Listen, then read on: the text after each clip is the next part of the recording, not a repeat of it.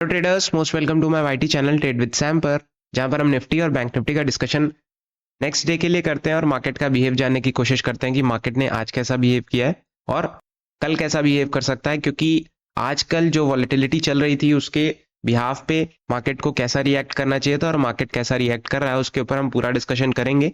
Next news वगैरह आज important है तो आज का डिस्कशन भी इंपॉर्टेंट रहने वाला है, क्योंकि मार्केट में बहुत सारी चीज़ें हुई हैं। कल ट्यूसडे है तो उसके लिए भी इंपॉर्टेंट डिस्कशन रहेगा, क्योंकि अक्सर देखा जा रहा है 2-3 हफ्ते से कि ट्यूसडे वाले दिन मार्केट अच्छा खासा करेक्ट करता है। अब मैं ये क्यों बोल रहा हूं, मैं इसके पीछे रीजन आपको बताता हूं। सबसे पहली चीज है, आज हम कवर करेंगे कि मार्केट में क्या हुआ जो आज गैप डाउन खुला मार्केट। तो सबसे पहले न्यूज जो आज सुबह से चल रही है वो ट्रंप ने, जैसे कि बात हो रही थी कि टैरिफ्स लगाने की बात कर रहे थे तो बिल्कुल उन्होंने लगा दिया। अगर आप ध्यान से देखोगे तो कनाडा, मैक्सिको, ऑलराइट, और चाइना, इन तीनों कंट्रीज पे टैरिफ लगाए गए हैं और इंपोर्ट एक्सपोर्ट पे। और चाइना पे तो तब भी कम है, 10% का है, बट कनाडा और मैक्सिको दोनों पे 25% का टैरिफ लगाया गया है। इससे क्या होगा, एक तरीके का आप टैक्स समझ सकते हो कि बढ़ा के लिया जाएगा इंपोर्ट एक्सपोर्ट पे अगर वो अपना सामान यूएस में भेजते हैं तो। ऑलराइट, दूसरी चीज, चाइना के लिए 10% का ये चीज लागू हुआ है अभी। तो ऑल ओवर ग्लोबली कल ये न्यूज निकल के आई तो ग्लोबली जो है मार्केट में, एशियन मार्केट हो गए, यूरोपियन मार्केट्स हो गए, ऑब्वियस सी बात है इनमें फॉल देखने को मिला। और अपने मार्केट में भी इसका बहुत ज्यादा इंपैक्ट तो नहीं पड़ा, बट ग्लोबल रीजंस की वजह से ये गैप डाउन देखने को मिला है। मार्केट ने हालांकि सपोर्ट लेने की कोशिश की है 200 के आसपास और 220 के आसपास सपोर्ट लेता हुआ नजर भी आया, जो कि एक अच्छी चीज है। और क्लोजिंग जो है इसने 360 के आसपास दी है, जो कि मैं कहूंगा ठीक क्लोजिंग है बजट के बाद। हालांकि ना बजट में इसने कुछ खास रिएक्ट किया जैसा एक्सपेक्टेशन था लोगों का, न्यूज वगैरह में या बहुत सारी चीजें ऐसी आर्टिकल्स वगैरह में पढ़ने को मिल रहा था, बट ऐसा कुछ खास देखने को मिला नहीं। ऑलराइट, बजट हालांकि बहुत शुरू से ही बात हो रहा था कि बजट मिडिल क्लास के लिए रहेगा और ऐसा देखने को मिला भी कि कहीं ना कहीं थोड़ा बहुत फायदा देखने को मिलेगा मिडिल क्लास को। और आप जानते होंगे कि 12 लाख तक कोई भी जीरो टैक्स अब हो चुका है, तो उसमें कोई खास चीजें बदली नहीं है। बट मार्केट ने इसको बहुत ज्यादा पॉजिटिव, बहुत ज्यादा नेगेटिव नहीं लिया, न्यूट्रल है और न्यूट्रल बिहेव कर रहा है। आज बॉटम पे आया तो बाइंग देखने को मिली है और कल ट्यूसडे है तो कैसा रिएक्शन रहेगा उसके ऊपर भी बात कर लेते हैं। मार्केट में अगर आप आज ध्यान से देखोगे तो ऑप्शन बायर्स या फिर सेलर्स जो भी है उससे हमें खास मतलब नहीं है, बट दोनों के लिए कोई खास दिन, सेलर्स के लिए तो तब भी था क्योंकि मार्केट साइडवे था, बट ऑप्शन बायर्स के लिए कोई खास दिन था नहीं, है ना। क्यों मैं ऐसा कह रहा हूं, क्योंकि मार्केट ऑलमोस्ट 100-150 पॉइंट में पूरा खत्म हो गया। अगर आप देखोगे 135 पॉइंट में आज का मार्केट पूरा ओवर हो गया। तो इसके पीछे का रीजन यही है कि मार्केट गैप डाउन खुला और जो चीजें माइंडसेट बना होता कि मंडे को मार्केट और ऊपर जाएगा या कुछ ऐसा होगा, वो माइंडसेट ब्रेक होता हुआ नजर आया और मार्केट गैप डाउन खुला, जिससे क्या हुआ कि कहीं ना कहीं लोग अपनी पोजीशन संभालने में लग गए और मार्केट को स्टेबिलिटी या फिर एक स्टेबल मोमेंटम देने की कोशिश की है, जिससे मार्केट बहुत ज्यादा ऊपर जा नहीं पाया और बहुत ज्यादा नीचे भी नहीं गया, है ना। इसीलिए वो साइडवे रिएक्ट किया है। ऑलराइट, कल के दिन क्या हो सकता है, सिंपल चीजें रखेंगे, बहुत ज्यादा कॉम्प्लिकेटेड नहीं करेंगे। न्यूज वगैरह आपको पता ही है कि ट्रंप साहब के आने से बहुत सारी चीजें बदलेंगी और बहुत सारी चीजें बदल रही हैं, है ना। अब ये तो यूएस के प्रेसिडेंट है तो इंडियन मार्केट पे क्या असर पड़ेगा, बिल्कुल असर पड़ता है, क्योंकि ग्लोबली इनका बहुत ज्यादा, आप सोचो कि टैरिफ लगाने से हमारा मार्केट गैप डाउन खुला है, हर मार्केट गैप डाउन खुला है, एशिया में, यूरोपियन मार्केट ले लो, तो कहीं ना कहीं इंपैक्ट तो पड़ेगा ही पड़ेगा ग्लोबली। क्योंकि हम अभी इतने काबिल नहीं हैं कि हम अपने ही देश में अपना चीजें बनाएं, क्योंकि हमें कहीं ना कहीं इंपोर्ट एक्सपोर्ट बाहर से करना पड़ता है। ऑलराइट, धीरे धीरे इंडिया डेवलप हो रहा है तो उसमें कई चीजें हैं जो मिसिंग है ना। इसका इंपैक्ट ऑब्वियस सी बात है मार्केट पे पड़ेगा और पड़ना भी चाहिए। बात करते हैं कल के दिन के लिए लेवल्स क्या रह सकते हैं। न्यूज तो आज यही खास थी और इसका रिएक्शन तो आने वाले टाइम पे क्या होता है वो धीरे धीरे पता लगेगा, बट एक सडन न्यूज थी तो इसका इंपैक्ट आपको गैप डाउन देखने को मिला। बट जो इसका लॉन्ग पीरियड ऑफ टाइम के लिए इंपैक्ट पड़ेगा वो अदर कंट्रीज जिनमें टैरिफ लगा है उसको देखना पड़ेगा। और एक चीज और मैं तो बताना भूल गया, इन्होंने टैरिफ लगाया यूएस ने, ऑलराइट, कनाडा, मैक्सिको और चाइना पे।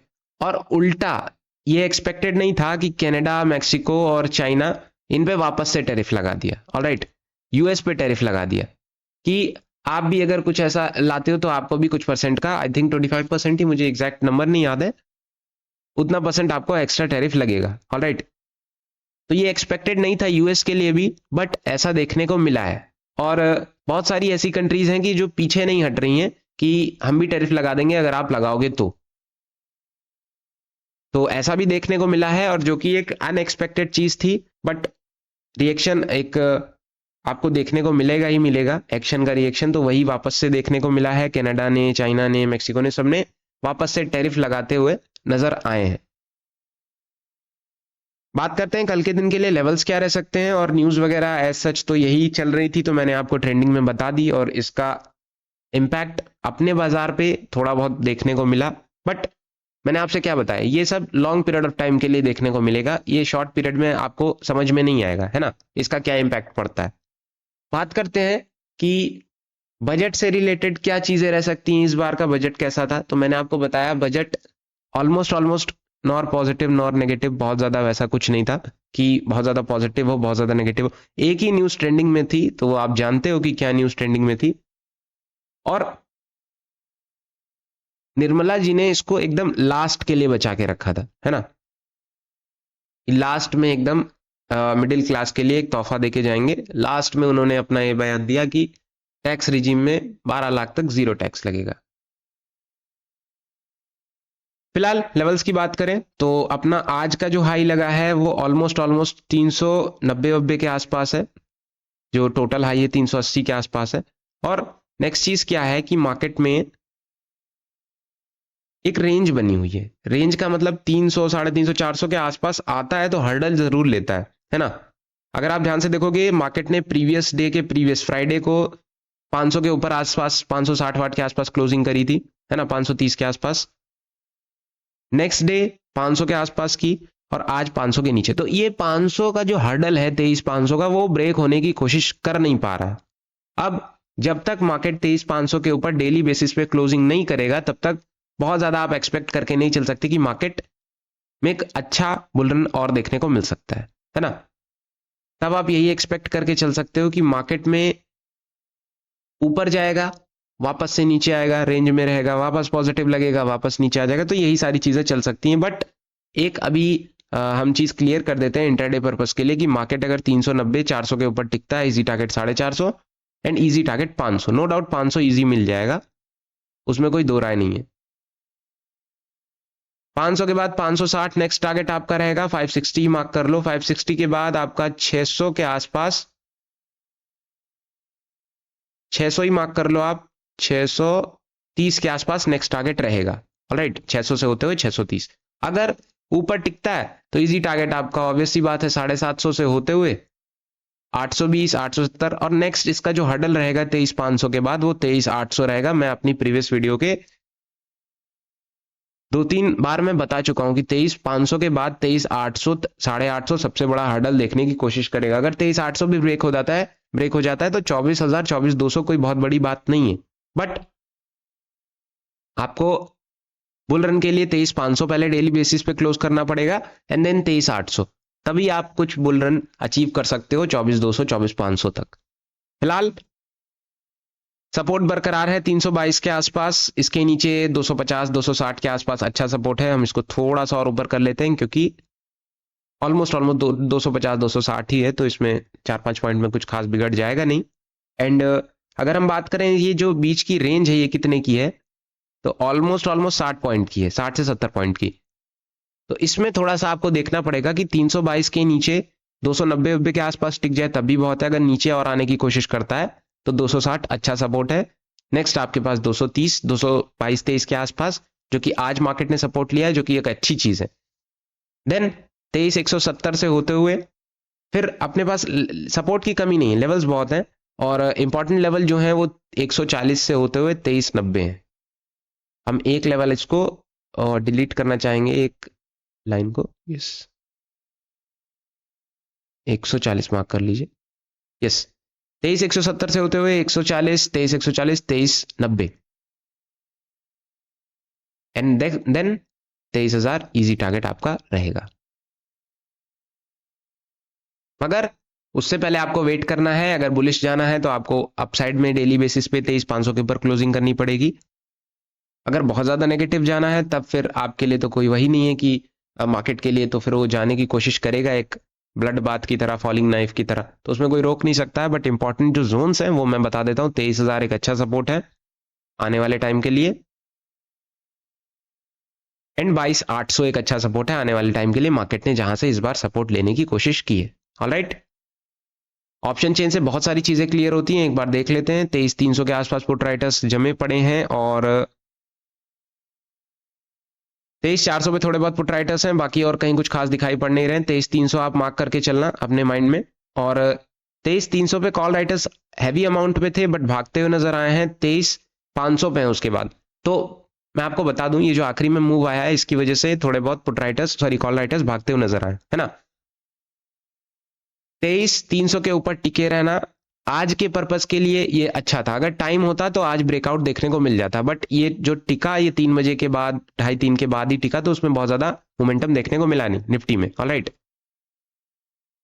380 400 के ऊपर टिकता है 450, और 500 के ऊपर अगर टिक जाएगा तब आपको अच्छा मोमेंटम 800 तक देखने को मिल सकता है। नेक्स्ट जैसे 500 के ऊपर 650, फिर 800 ऐसे देखने को मिल सकता है। लेकिन सबसे पहले आपको 400 से 500 के ऊपर टिकना पड़ेगा, और मैंने लेवल्स बता दिए हैं कैसे कैसे आपको ट्रेड करना है, या फिर अपने हिसाब से जैसा भी रहेगा। बात करते हैं बीएन की। बीएन का चार्ट, बैंक निफ्टी अपना मोमेंटम कर रहा है, कोई दिक्कत वाली बात नहीं, और ऐसा मोमेंटम कर रहा है कि कुछ खास चीजें मिल नहीं रही हैं, है ना। निफ्टी की तरह मोमेंटम हुआ है और 300-400 पॉइंट के बीच में मार्केट ऑल ओवर पूरा कवर हो चुका है। बहुत ज्यादा आपको स्क्रीन पे दिख नहीं रहा होगा, है ना। आज मोस्ट ऑफ द स्टॉक्स में मोमेंटम नहीं थे, बैंक्स में बिल्कुल मोमेंटम नहीं था। आपका रिलायंस ले लो, बहुत टीसीएस ले लो, इन्फोसिस ले लो, इसमें कुछ खास मोमेंटम था नहीं, है ना। लेवल्स का हम डिस्कशन करेंगे, सिंपल एज दैट। 49,252 के अगर ऊपर टिका रहता है, इजी टारगेट आपका 49,385 का रहेगा, 370 के आसपास। नेक्स्ट आपका जो टारगेट रहेगा वो 49,500 का रहेगा, या थोड़ा सा और ऊपर 520 का। 49,520 के अगर ऊपर टिकता है, जो कि एक अच्छी चीज है, वो आपको लेके जाएगा 49,637 से 630 पकड़ लीजिए। 630 के ऊपर 770, 49,900 और 50,000 नेक्स्ट जो प्रीवियस डे का हाई था, वहां तक आप जा सकते हो इजी। बट इसमें भी अगर आपको ऊपर निकलना है तो आपको 49,500 के ऊपर डेली बेसिस पे क्लोज करना पड़ेगा, जो कि मार्केट कर नहीं पा रहा है, बैंक निफ्टी खासकर। 49,500 के आसपास जाता है, वापस नीचे नेक्स्ट डे आ जाता है, तो ये थोड़ी सी इसमें प्रॉब्लम वाली बात है। बट ऐसे तो ठीक चल रहा है, आपका सपोर्ट भी बरकरार है 49,78, 48,900 के आसपास, 48 या 49,000 माफ करिएगा, 48,980 आप मार्क कर सकते हो। 49,000 20 पॉइंट का अंतर है, बहुत ज्यादा अंतर नहीं है। और 48,870 जो कि एक बहुत अच्छा सपोर्ट है, मार्केट ने आज भी यहां से एक अच्छा सपोर्ट लेने की, दिखाने की कोशिश की है।